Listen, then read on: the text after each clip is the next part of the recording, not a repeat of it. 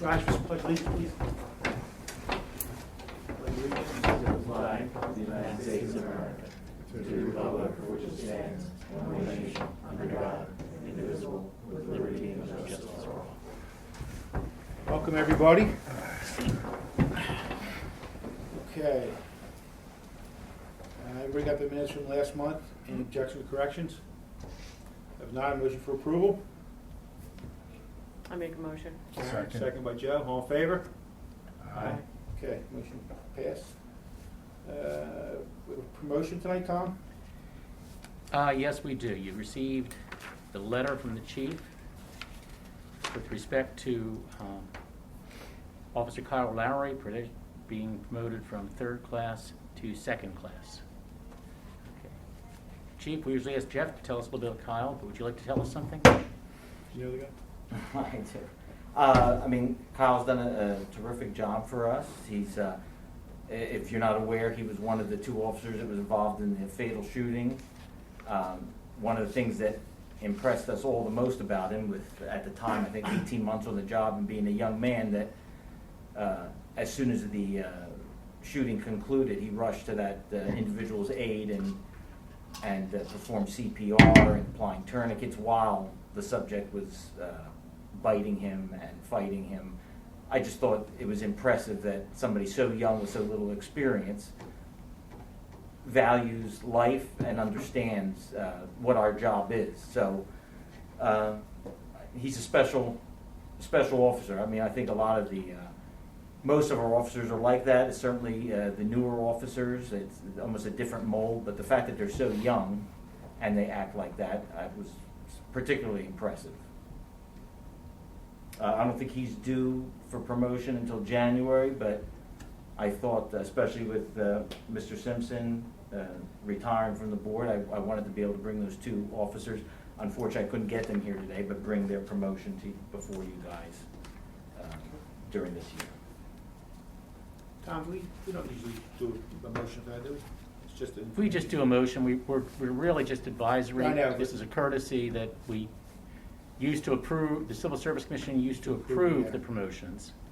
But when the rules were redone, the chief, as a courtesy, advised us when the promotions were, and we just accept them, and I would suggest a motion to endorse it. Okay, so motion for promotion of Carl Lowry from 3rd class to 2nd class.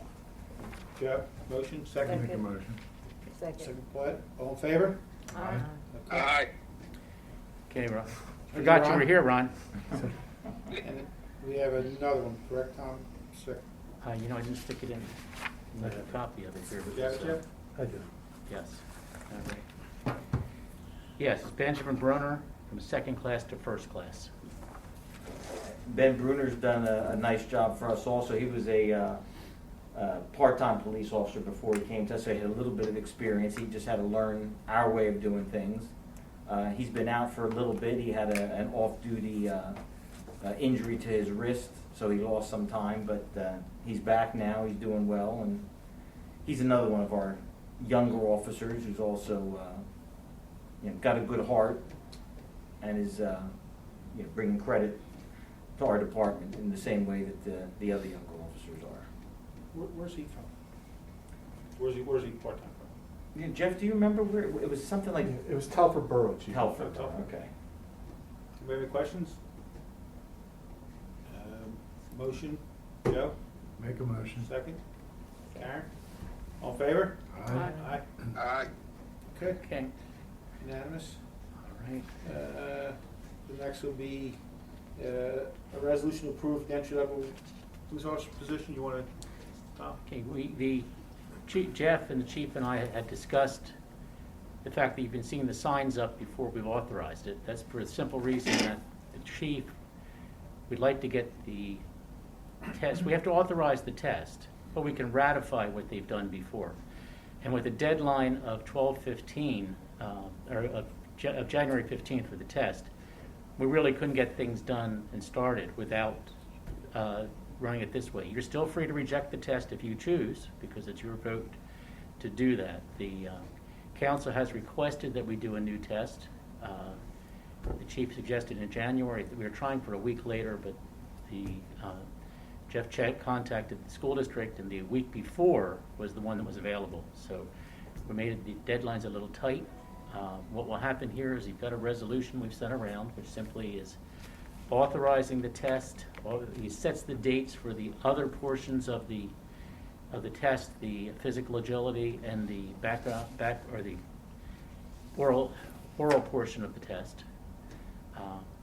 So we've got a tight deadline, but it will work. Let the lieutenant or the chief explain how well they've been doing with getting responses. So I have some more after we do the approval, but anyone has any questions on the approval resolution? I don't think it's any disrespect to the board, what the chief has put out, for application purposes. I think it's just a timing issue. So I know I don't personally have a problem with that. I know it was no disrespect to the board whatsoever. It was just an issue of the climate of timing. So, if you want to elaborate anything, Chief? Yeah, actually, because normally, of course, we would wait and we consult you guys and see, what you had decided. I'll tell you some of the reasons that we felt was so important. One was that there's a consortium test that's being given, I think, in February. We wanted to beat them from giving the test because, I hate to say, pickings are slim. We also wanted to really get out there hard and recruit, and I can tell you that it's actually a little scary. I mean, the first test we gave a few years ago was 650 applicants. The second one was 350. I was a little upset that we didn't do as well, so we really cracked down on recruiting. We're doing a lot more advertising and recruiting this time around. I've even contacted special interest groups. We have 30 people so far, and with 3 weeks to go to the deadline. That's scary. Which, for a lot of reasons, getting a good candidate, trying to diversify.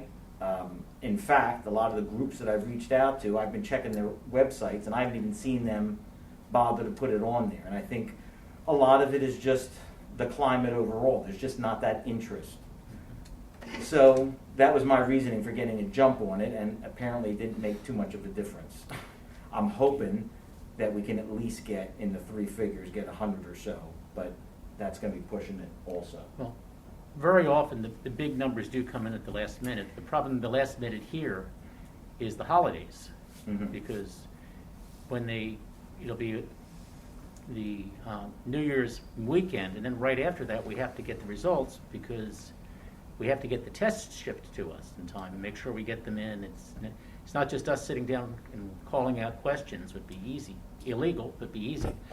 But this is the time constraint. So, Chief, I do want to suggest that if you're not satisfied with the pool, we can have a special meeting and extend the deadline for the test. Postpone the test to a new date and establish new deadlines.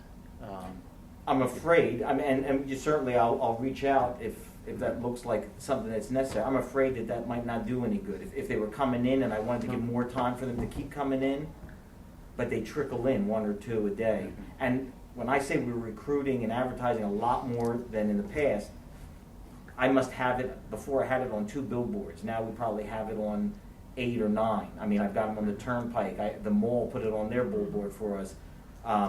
We've sent them out to all the academies, to all the area colleges, to any different special interest groups that I've talked to or that I've developed a relationship with. Besides advertising in like international chiefs of police and PA chiefs, it sends it out, and I even spent more money.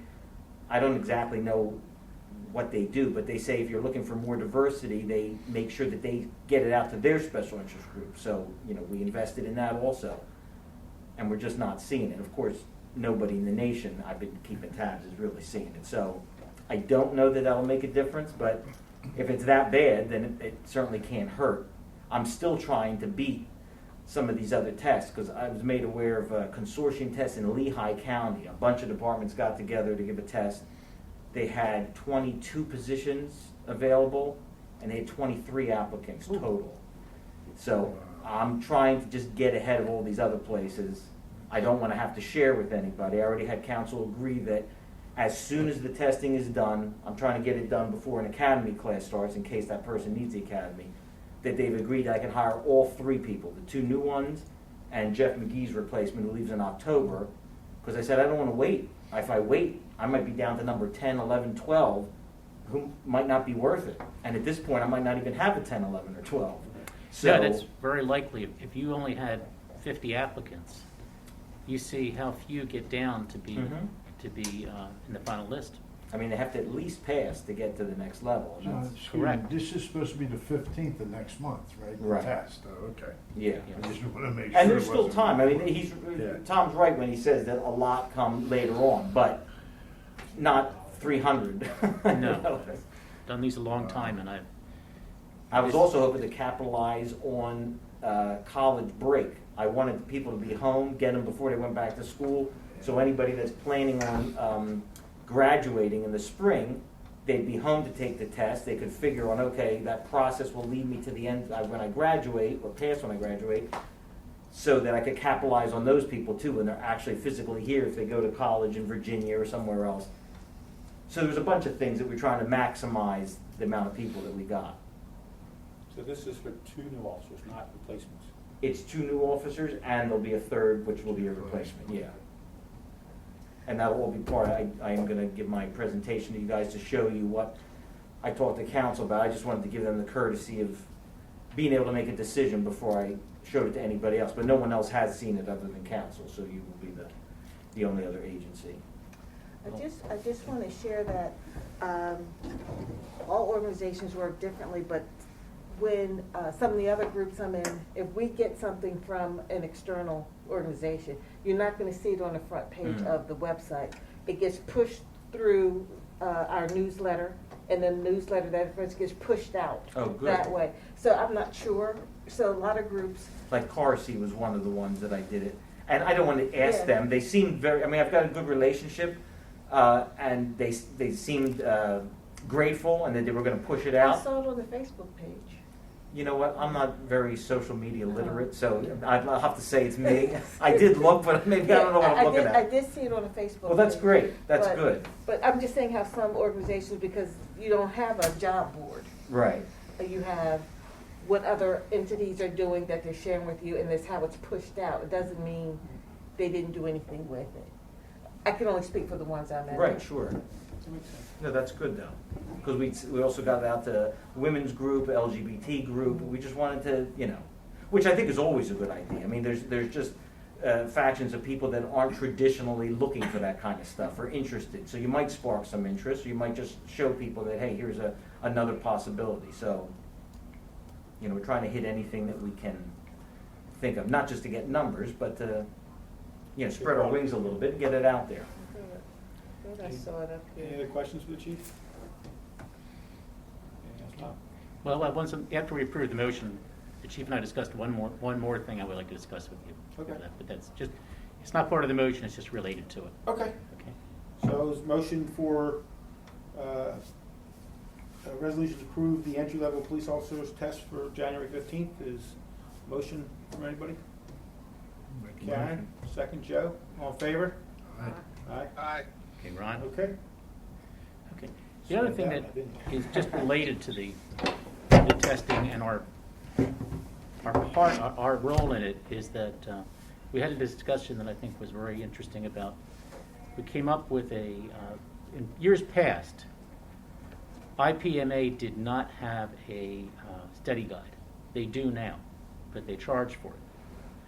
So we had a give and take about what the discussion would be of not wanting to raise the cost to make people not want to apply by making them pay for the study guide. But the way the study guide pricing is, if we pay for the study guide, it is $15 a person. If they pay, it's $20 a person. So, and with the numbers we're talking about here, I think that's going to be minimal. You know what? I mean, Yeah. Tom and I did talk initially. I was against the idea, and I'll tell you why. Although after talking with him, I did change the way I was thinking. I wanted to make sure that we didn't put any additional cost on anybody. My whole idea before we lessened the cost of the test so that it didn't impact people that just didn't have the money. I don't want to discriminate against anybody, make it more difficult. We're trying to be more inclusive. So I didn't want to add a cost of a study guide where somebody who might not have the money or might be saying, I'm going to try this, but I'm not going to invest too much in it, gets penalized again, so it would be a level playing field. Now, when Tom brought up, us paying for it, and that part of that money would be paid for by the people that don't show up for a test, and we send the test back and recoup some of the money, that made more sense to me, saying, okay, well then everybody has that opportunity. Now, since talking to Tom, I also thought a little bit more, and what I'm thinking, I will tell you, I will certainly defer to the commission, especially since we rushed everything else. Whatever you prefer, I don't think there's a wrong answer here. I was thinking of waiting until the next test only because I felt it made us look a little sloppy, that we would be backtracking and contacting all these people and saying, hey, if you're interested, we'll do this, as opposed to what I'd like to do in the future is put it on our application and say, here's the whatever procedure we come up with. Here's the site to go to. If you're interested, I guess we would say you contact a civil service solicitor, or however we do it. We will pay for that, so forth. So it's clear to everybody that it's available. If you want to do it, it's not going to cost you anything. Because now we're talking about 3 weeks to the test. That's right. We'd have to contact all these people. It's going to be less time for anybody. So I like the idea. My suggestion would be to wait till next time. But if the commission felt differently, I've got no problem, especially since we have so few people. It's not going to be cumbersome for us to have to reach out to all those people. It's not like I have 400 people to reach out to. So I pretty much leave it in your hands. But I do think I'm glad that they offer that. And if we can cover the cost, which I think we can, that solves my problem of making it more difficult for people. I'm not suggesting that you not do it in the future as opposed to doing it right away. But understand my reasoning is that the test is not a test of police knowledge. The written portion is really mostly a test of reading comprehension.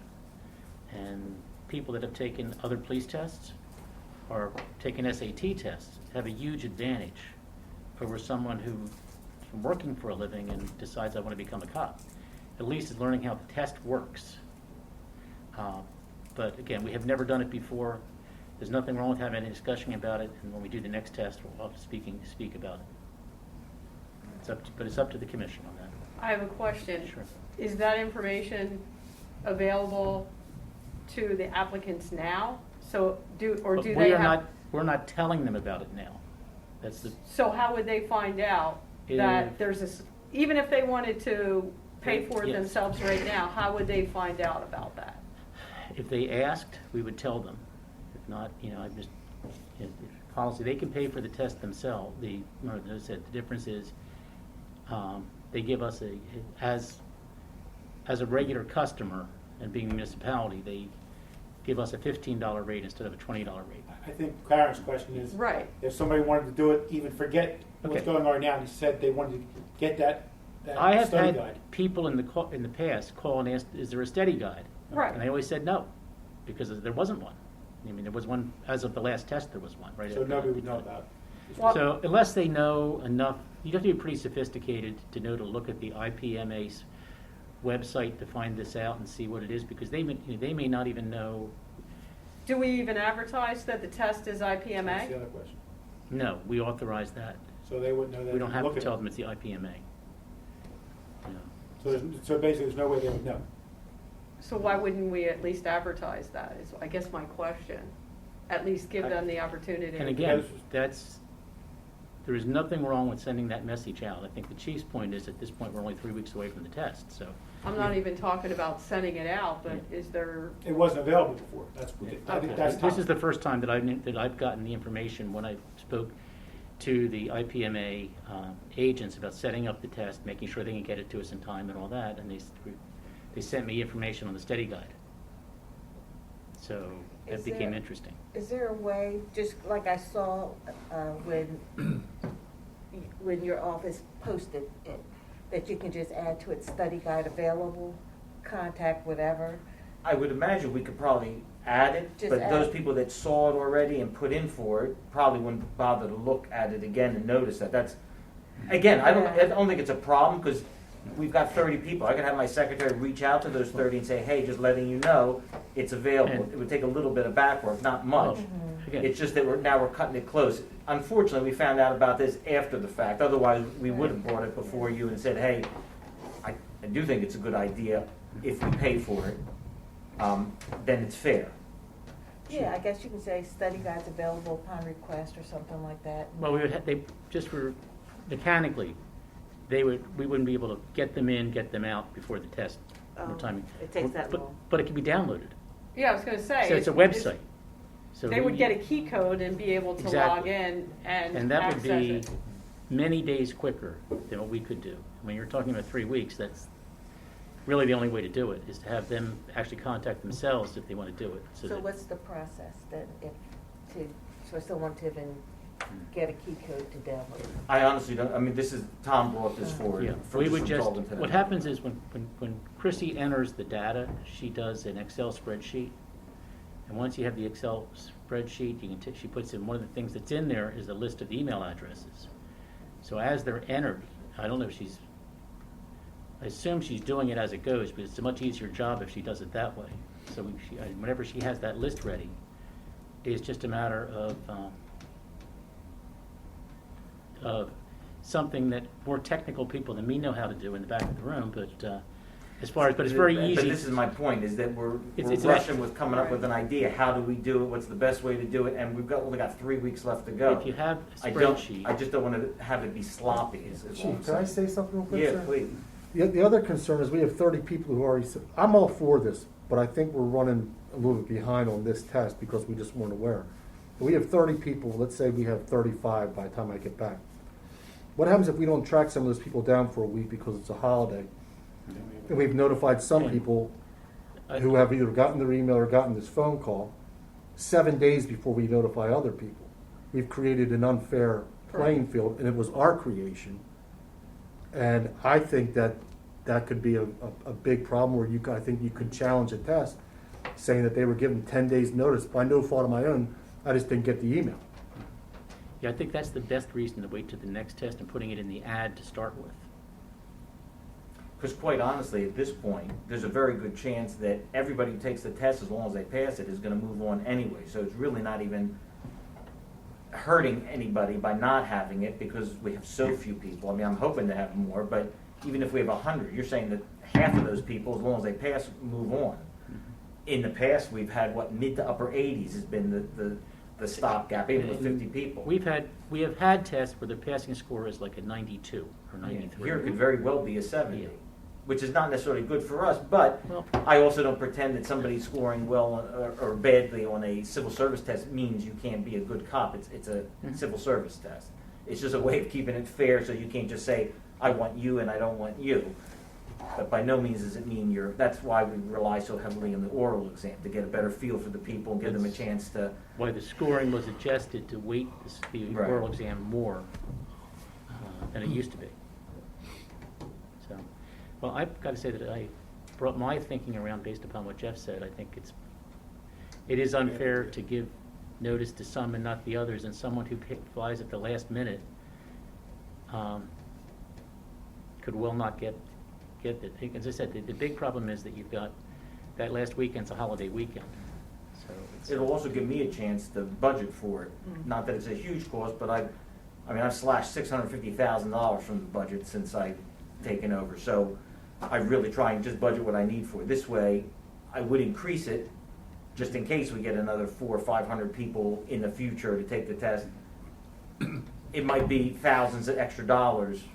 I might give Karen Weiss a stroke if I don't have the money there. So, but again, suggestion. I don't think it's a big deal this time, but I think it'd be neater, easier, and we might not cause problems for ourselves if we just wait for the next time. And frankly, one other thing, at least for some of them, probably gonna have advantage anyway, because I don't know what's in the consortium's ad, but, they may be pushing the study guide, so.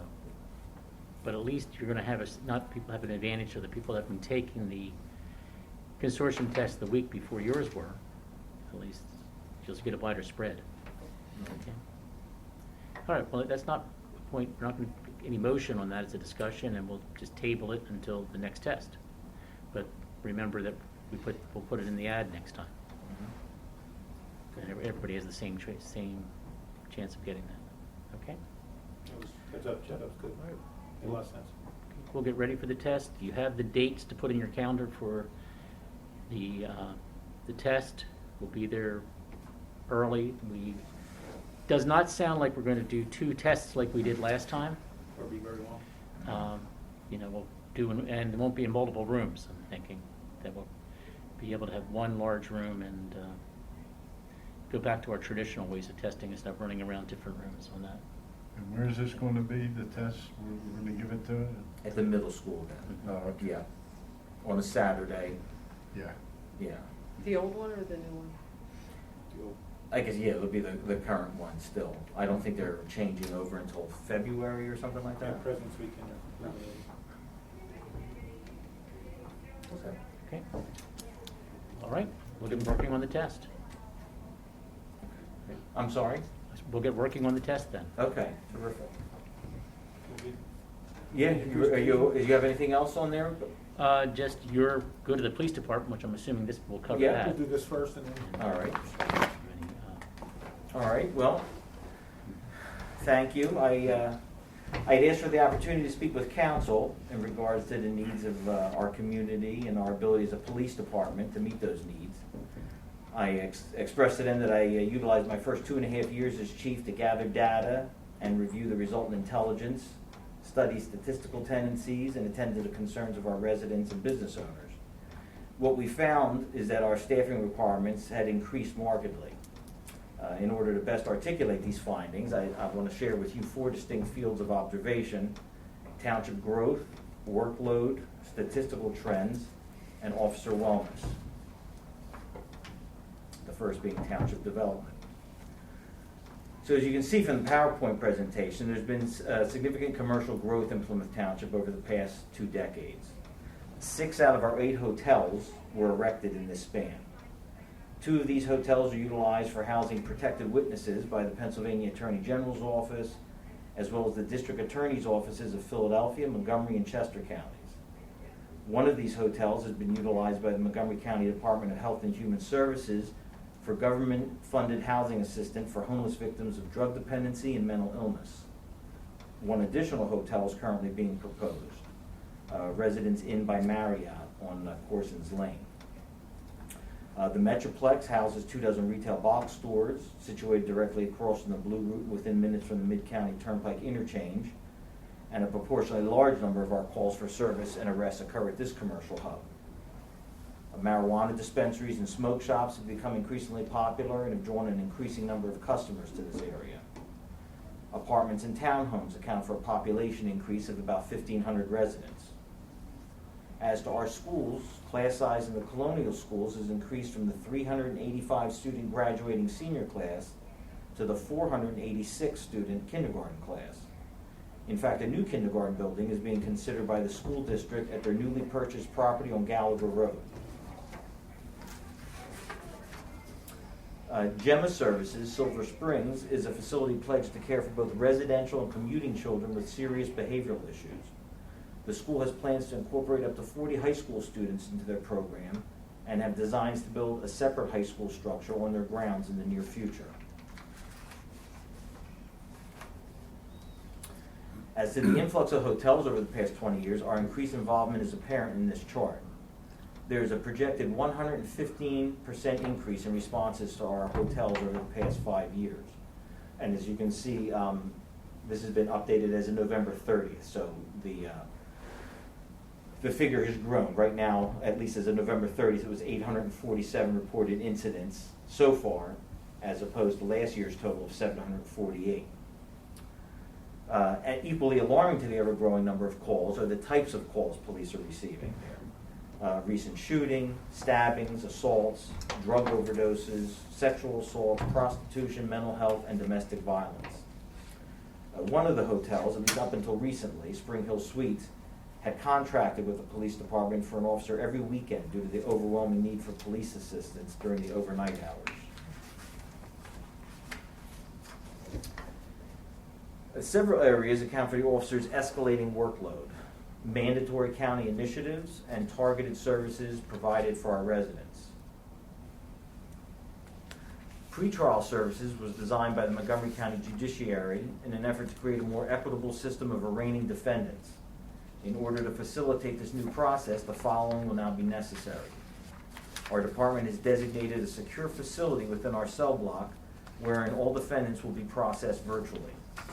This process will necessitate that each defendant is removed from his or her cell, transferred to secure processing for their scheduled interview, and then returned to their cell until the next scheduled interview. This process will be repeated for processing and fingerprinting, defendant interview with pretrial services, defendant conferral with public defender, preliminary arraignment, and ultimately intake processing and transport to the county prison if necessary. Each of these steps will require the use of 2 officers and will consume a minimum of 4 hours for the complete process. To further illustrate the burden that these enhancements produce, our agency arrests approximately 900 people annually. Of those, 40% must be arraigned. That's approximately 360 arraignments.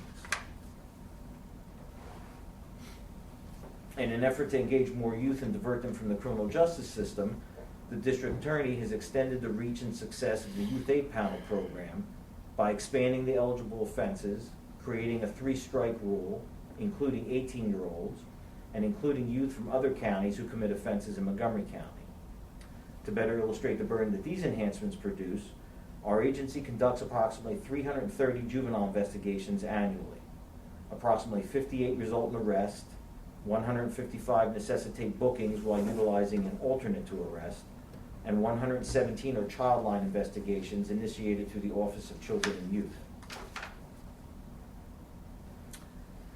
Overdose deaths in the county continue to soar despite our best efforts at carrying and administering naloxone, as well as promoting our prescription drug take-back programs. Approximately 250 deaths a year in Montgomery County are as a result of drug overdosing. The Law Enforcement Treatment Initiative is a program sponsored by the District Attorney's Office which seeks to reduce criminal behavior and improve public safety by connecting those with substance abuse disorders to treatment. This program is open to all those with substance abuse disorders and participation is limitless. People may enter the LEDI program through self-initiation or officer initiation. Whether through self-initiation or arrest, the officer will first assist the participant in completing the LEDI program intake form. The officer then will coordinate with the case manager who will assess the appropriate level of care virtually. Lastly, the participant will be transported to Gaudenzia by police. Gaudenzia is an addiction treatment and recovery service that is partnered with the Montgomery County District Attorney's Office to better assist victims of drug dependency. These are all new and enhanced mandatory programs that, while valuable, will put a significant strain on our resources. Aside from these new programs that are being mandated, officer-involved activity has seen steady increases over the past 5 years. While 2020 saw a decrease in traffic-related activity due to COVID-19 restrictions on travel, businesses, and schools, there is a projected 61% increase in reported activity from 2017 to 2021. Our traffic details go to the heart of what our agency can do to improve the quality of life for our residents, from discouraging through traffic to providing safety for our children to discouraging crimes of opportunity, an area I'll cover in more detail shortly. Notwithstanding COVID-19 restrictions imposed through March 2021, the department has prioritized traffic safety in our neighborhoods with a projected increase of 185% from 2017 to 2021.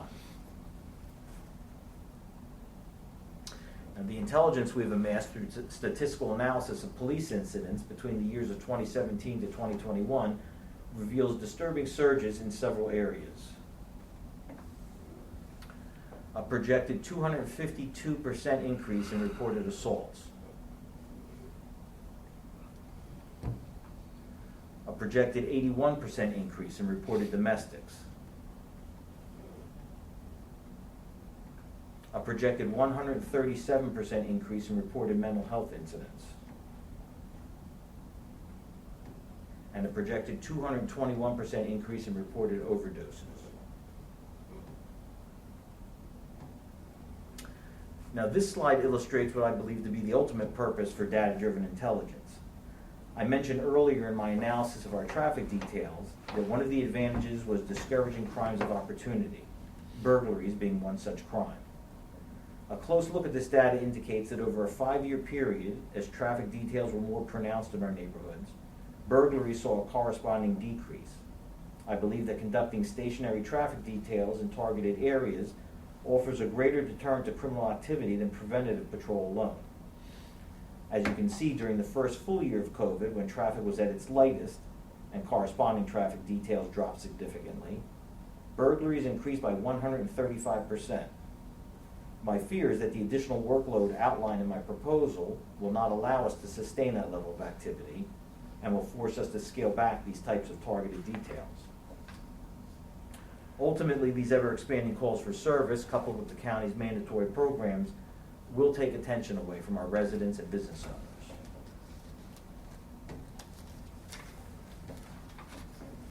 Now, although this is the final condition we review, I found it to be one of the more concerning. Within the past 14 months, there have been 6 shootings in the township, wherein a total of 5 persons were shot, 1 fatally. 3 Plymouth Township police officers were involved in 2 of those shootings. Within the past 17 months, 10 officers and 1 civilian sought mental health treatment. 2 of those officers accounted for 7 months in lost time for treatment. And within the past 36 months, 15 Plymouth Township police officers have been assaulted. Since we did these statistics, you can add another 3 officers have been assaulted. Many of the points I've outlined throughout this presentation have been controlled for over 6 months by officers working overtime details. They're becoming weary and morale is beginning to suffer as a result. Continuing to conduct these details through overtime is no longer a viable option. After having compiled the data and analyzed the corresponding intelligence, my suggestion to council is that we address shortfalls in the following areas. 1, in an effort to continue our upward trend of addressing neighborhood safety and congestion, I would add a police officer to the highway patrol unit. Since reconfiguring the department in 2019, I felt compelled to reduce the HPU by 1 officer in an attempt to reinforce our overtaxed patrols. Replacing that officer will allow us to continue targeting our neighborhoods in a consistent fashion. 2, in order to adequately address both the increase in officer-involved activity as well as the several mandated county initiatives, I would supplement the patrol division with an additional officer assigned to the power shift. The schedule will mimic those times of increased activity as well as times when the majority of defendants are normally processed and arraigned. This will minimize the number of officers forced to leave their patrol zones unmanned during the lengthy arraignment process. And 3, to handle the tremendous paperwork generated from the increase in production, as well as supplementing an already overwhelmed records division, I will add a civilian records clerk for case preparations, expungements, case research for dispositions, pretrial processing, as well as a litany of other responsibilities. I would add that our neighbors in Upper Marion, whose makeup is very similar to that of Plymouth Township, have addressed commercial buildup with a proportionate bolstering of their public safety resources. In this same 2-decade period, Upper Marion has added 9 police officers to their agency, while Plymouth Township has remained static. Prior to this analysis, our agency has made several practical modifications to address these shortfalls, while concurrently preserving fiscal accountability. In 2019, we eliminated our Special Investigations Unit and reduced our Highway Patrol Unit, shifting 3 officers into an overburdened patrol division. In 2020, we reduced our K-9 unit by 1 K-9, with designs to reduce by a 2nd K-9 through attrition. In 2021, we reduced our motor unit by 3 motorcycles. Ultimately, during my tenure, we have reduced our 2020 and 2021 budgets by a combined total of over $648,000. Taking into account these constantly evolving conditions, our agency is hard-pressed to sustain our current level of service and may be forced to scale back targeted efforts. So I thank you all, and this was the proposal I gave to council, and I did ask that with this, that we hire 2 additional officers and 1 civilian to supplement our department.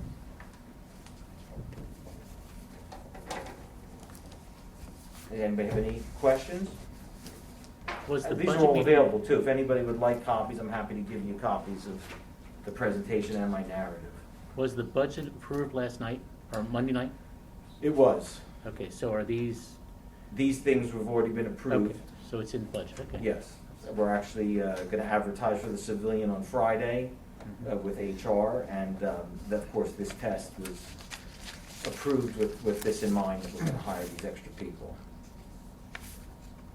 Where you eliminated the SIU unit, where'd the work go? Where'd the workload go?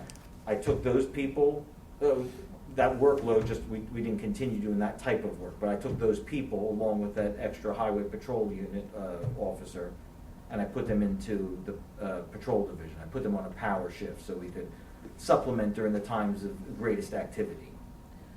So when you say you didn't do that kind of work anymore, so what happened to those kind of problems? The feedback we were getting from the community was that they didn't want those kind of problems addressed. Some of the articles that were in the newspaper, just as I was becoming chief, were that we were targeting minorities. It was basically drug work that was being done. That's what that low-level was drug done in work, here. yeah. And so basically we figured, what are we doing it for if it doesn't really serve a legitimate purpose? So now these officers, they were busy, and they were aggressive, and they liked what they did, and there was plenty of work to be done. But the fact of the matter is, was it necessary work? Was it work that our community wanted us to do? And I don't think that it was, and I don't think that it was necessary. I mean, if you're going to concentrate on drug issues, you deal with major drug issues, people that are overdosing or high-level dealers, not with people smoking marijuana. In fact, one of the things that we did was we developed a marijuana ordinance so that it became a non-traffic violation as opposed to a misdemeanor where we make an arrest. It's a fine if somebody is violating the few things that we had dictated, smoking in public or carrying a certain amount, something like that. Now, I guess I didn't know what was happening in that unit. I thought it was sex crimes, but you're saying it's just... No, it was basically low-level drug work for the most part, yeah. And maybe minor criminal activity associated with that. Anybody else? Any other questions?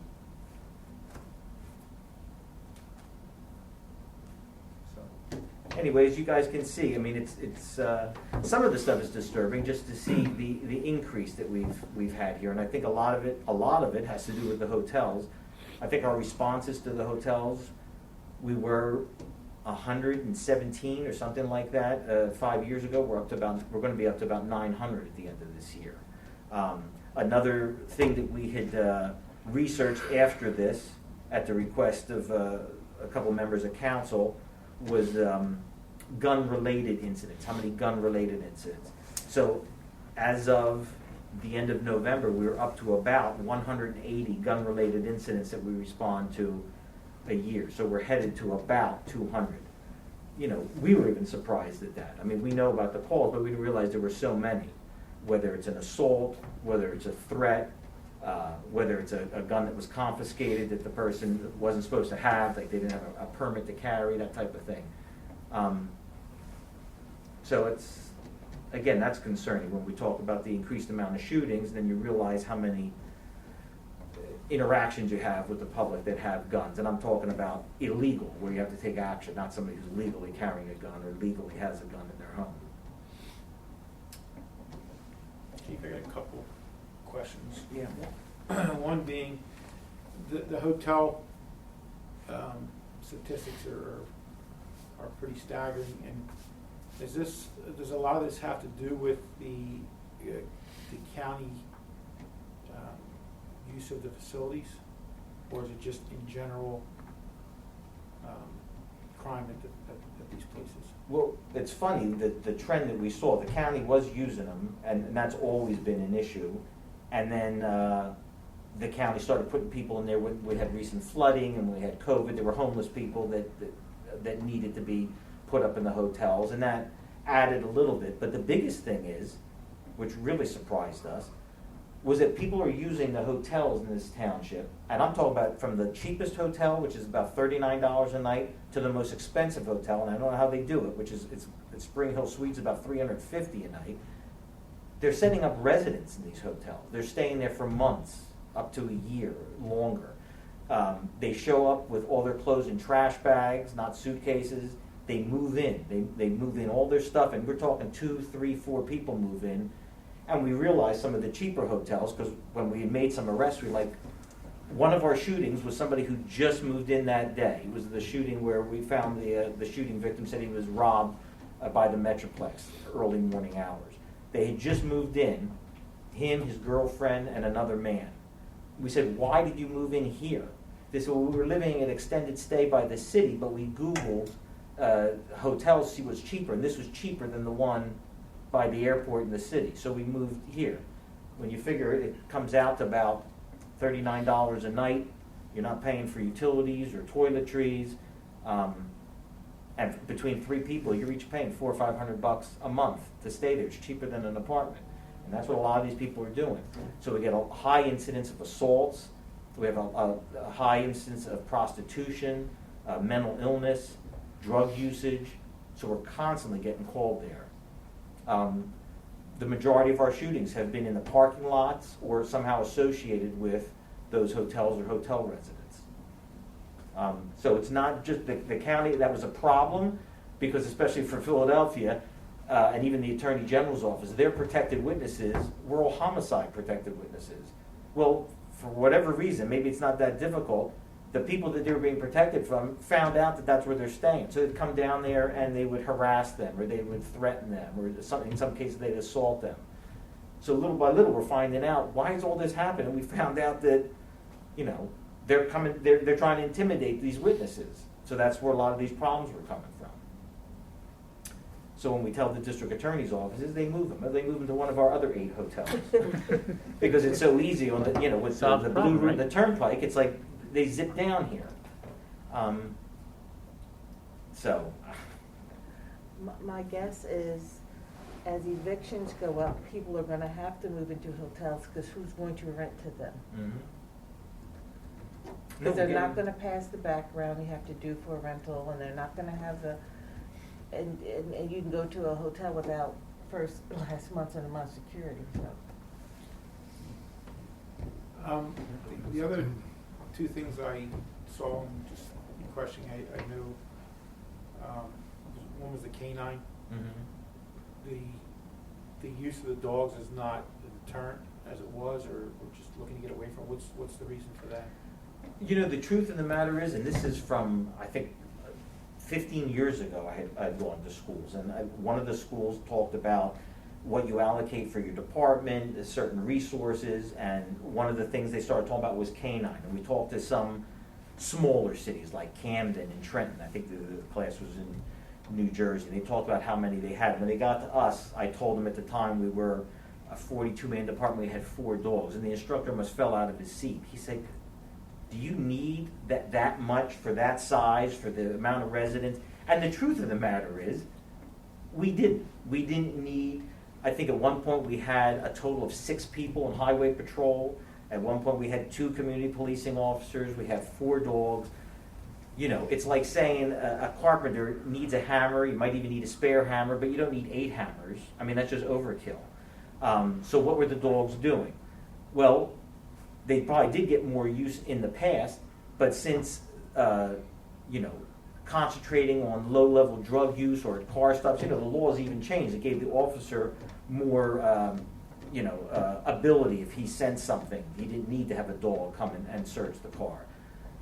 But we just didn't have the need. So what I had talked to council about doing, which we're on our way of doing, is 2 dogs for this size department is more than enough. What we did was we changed the way we use them. So we changed the schedule so that I can use half the amount of dogs, but I can still get about 85 to 90% of the coverage by putting them on power shifts, taking them off squads, and having them work.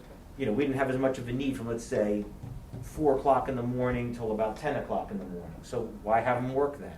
When I really needed them was late afternoon, early evening into early morning hours when the bars let out, just as an extra deterrent. The other thing we found was that since we weren't using them nearly as much for drug usage, we were using them for tracking lost kids that were autistic, for tracking people that had dementia, and surprisingly, not just in this area, but all the county, for explosive detection. We have IKEA here, which is the U.S. headquarters of IKEA. We get a lot of bomb threats there. We have Eastern Montgomery County's Central Pico Station we have here. The sewer treatment plant, which is actually the biggest threat that we have in this township because of all the chlorine. It would take out a city block. So we figured we're going to move toward having the 2 dogs be explosive detection dogs because that makes more sense. There's a lot more call for that than there is for anything else, excluding the tracking, of people that are lost. Or it could even be for a criminal that takes off. So I figured we can get almost as much usage by using half of them. And I figured it just made more sense. I mean, it was overkill, quite honestly. We had an expensive resource that wasn't being used enough. That was my next question. We don't change our manpower, but what are we saving in dog money? I mean, the dogs cost, just the dogs themselves, you're talking about $25,000 for the purchase and training of the dog. Then you have monthly training, you have food, supplies, upkeep on the kennel. Plus you have, even though we still have those officers, when the officer is married to a dog, you lose that person every time they go into training. So that puts a shortage on the street oftentimes, which you have to supplement with overtime. By putting them on a power shift and taking them off of the squads, it doesn't affect when other guys take off normally. It doesn't affect the manpower as much. It's an addition when they're there rather than a draw on manpower when they're not You there. don't know what the 2 dogs are saving a year roughly? Man hours and everything? No, I don't. I could find out. It's just a question. But I mean, if it's I- 100,000 or 10,000, just curious, that's all. Yeah, I know it's gotta be a savings, because like you said, you got training hours, Yeah, and the dog's expense, upkeep and everything else. right. Okay. And the other one was, I get things change, but one of our things that hasn't changed, has probably gotten worse, is traffic. And you're whittling down the motor unit, which is designed to get through traffic and be a little bit easier. What's the idea of that? That was twofold. One was, we've gotten an inordinate amount of pressure from the township over the years of the injuries with motorcycles, the cost of the accidents we have. Like, we unfortunately have one officer, even though he didn't get in an accident, it happened on a motorcycle. He's getting back surgery, so that's somebody that they were losing for a significant amount of time.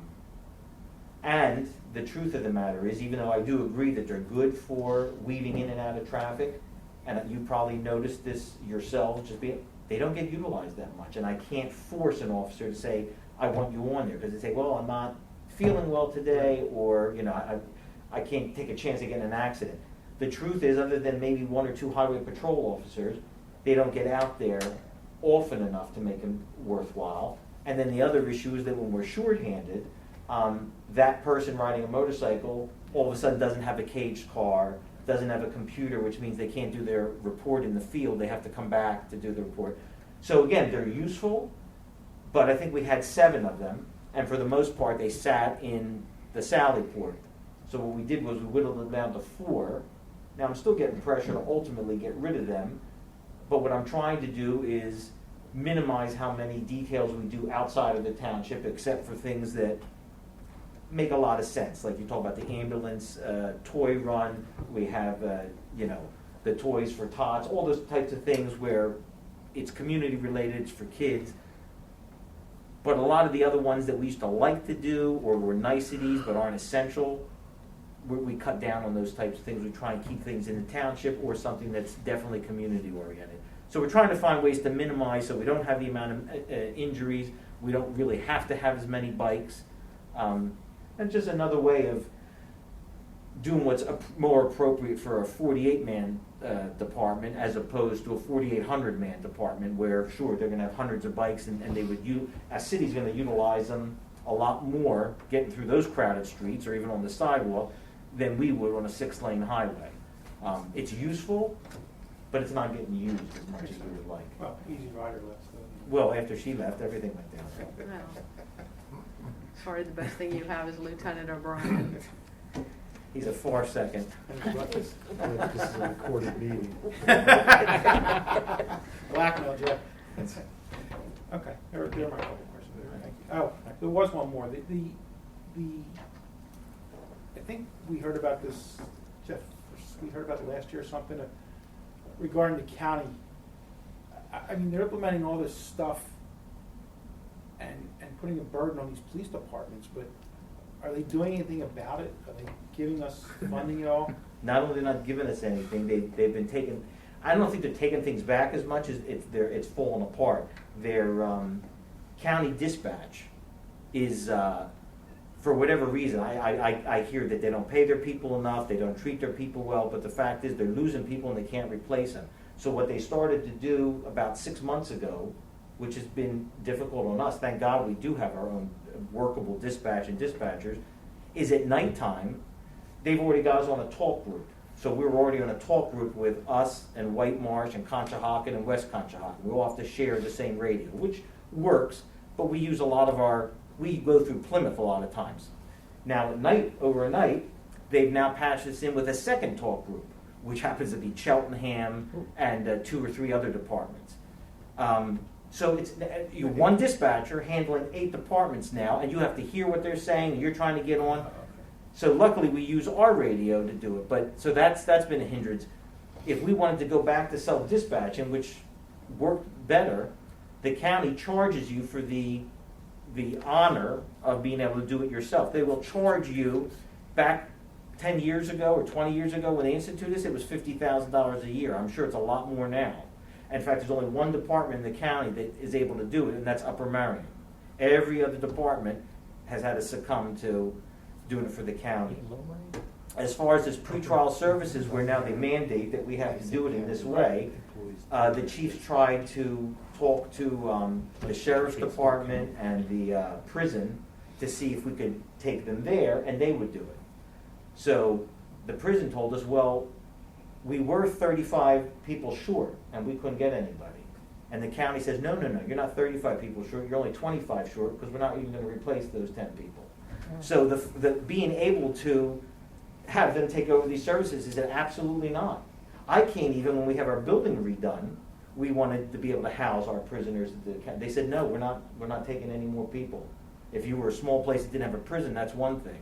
So I have to go to White Marsh and Conshohocken to see if I can house my prisoners there for 6 months while they redo our cell block. So the county's completely, they mandate these things. It's not just the county. I think the president judge mandated pretrial services. The district attorney has mandated this LEDI program and youth aid panel, but nobody gives you anything for it. That was a question. That LEDI, where do you, I forget the name, but what's your distance for the travel for that? Well, Denzi has places all over the place. They're in Ben Salem, they're in Philadelphia, and again, unfortunately, they say, not to push it, but try and see if these people want help. All right, so we finally find, we get somebody, they want help, yes, okay, I want help, we call, do they have medical insurance? We said, no, sorry, we can't help you, take them to the hospital. So the guy says, you know what, forget it, just charge me, I'm not charged with the crime, I'm not interested. We just did one today, Chief. Yeah? A lady referral today, but she legitimately needed medical treatment, but we initiated that process literally about 4 o'clock this afternoon on somebody. So if you have to transport them to their facility, what's Ben Salem's the closest? Oh, no, so whoever has the bed, we don't know. They'll tell us, like, oh, you have to take them here. So not only we have to transport them, but we have to talk to the case manager, we have to help them fill out the paperwork. I mean, if you can imagine what we're dealing with, sometimes you got people that are in withdrawal or they're, we're doing it all. So you're married to that person, especially if you're doing this as opposed to arresting them. You can't put them in a cell. That could be an 8-hour shift. Oh, it could be. I mean, it's crazy. I mean, one of the things that hurts us the most, and of course, what are you going to do? You have to do it, is when we arrest people, they don't seem to really care. They take their kids with them when they're committing crimes. And so while we're processing, the mother or father, we have these kids. Sometimes you have 2, 3 kids you have to take care of. Well, who's taking care of them? Where do we put them? So we're entertaining them, we're taking care of them, and yeah, we'll call even grandparents. Like I say, I don't want them. I'm not taking them. Absolutely. It's crazy. I don't have a So problem. these are things that you have to take on. You have to find a way to do it, and we're lucky that we got some, cooperation from council that said, look, even though it's, It's unfunded mandate is what it is. yeah, Terrible. so. All right, Anybody else have any questions for the chief? No, it's all right. okay, Any questions? all right. Thank you, chief. Any, anybody have anything, Jeff, you wanna, or, I don't wanna take you out of the loop, because you do such a great job, you want anything? Yeah, we have a great Any, any update from the police department you know? No, I have nothing to add from the chief, thank you. Do we have any questions for the department, chief or lieutenant? Okay. Ron, how about you? You fall asleep? I'm good, buddy. Thank you. Okay. All right. I just want to say, I have not been asked to return to Civil Service Board, so tonight will be my last meeting. I thank everybody for giving me the opportunity to lead the board. I enjoyed my 6 years. I appreciate the former council's ability to let me serve. I enjoy working, especially Jeff. Thank you on your representation from the police department. Chief, working with you. I enjoyed every minute of it. Working with this group has been enjoyable. So I thank you for letting me serve with you. Tom, it's always been a pleasure working with you. Okay, thank You've you. been doing it long enough that we can all rely on you for knowledge of what goes on here. So but that's all I have. Anybody else have anything else to offer for the good of welfare? No, we wanted to thank you. I appreciate it. We had a little something for you to remember us by, a goodie bag with some things in there for you. It won't I'm explode, trying don't to worry. forget you now. Yeah. Thank you. I'm sure at some point we'll be serving together again, I since think you've been it's doing this serving for me. decades. Yeah. He has the warrants already, just hasn't served them yet. That's- But we're sorry to see you leave this position Thank you. too. Thank you. I appreciate it. Tom, did you have anything you want? I wish to thank you. Thank So, you. Appreciate it. Thanks. Anything from the audience? Oh, that's right, nobody ever comes. Ron, do you have anything you want to offer? I'm good. Okay. Okay, as long as you're good. All right.